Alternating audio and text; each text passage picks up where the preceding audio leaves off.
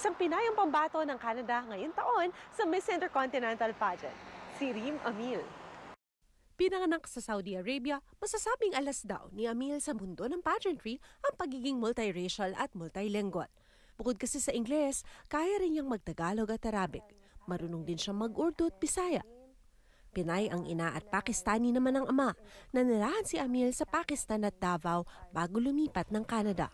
2021 nang sumali siya sa isang workshop ng fitness instructor at pageant trainer Andrew Abraham Alcalde. Pero nakita niya yung potential ko.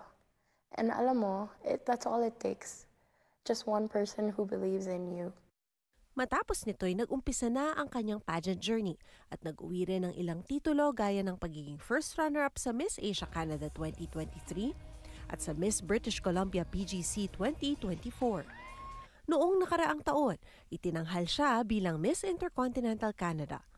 Ani Amil, bahagi ng kanyang titulo ang pagdalo sa ilang events para maisulong ang kanyang advokasya. Isa sa mga event na dinaluhan, ang Lapu-Lapu Day Block Party sa Vancouver nitong Abril, kung saan naging saksi raw siya sa trahedyang gumulat sa komunidad. Really, no one saw it coming. We were wrapping things up for the night. And then doon ako sa my food trucks. I just missed it by mere centimeters. Yung psychological effect nun, iba naman din. Pansamantalang nakahinto ngayon sa pag-attend ng mga events si Amil. Tutok siya sa therapy at training para sa nalalapit na pageant. At sa susunod na linggo, pupunta siya ng Pilipinas upang lalo pang mag-ensayo.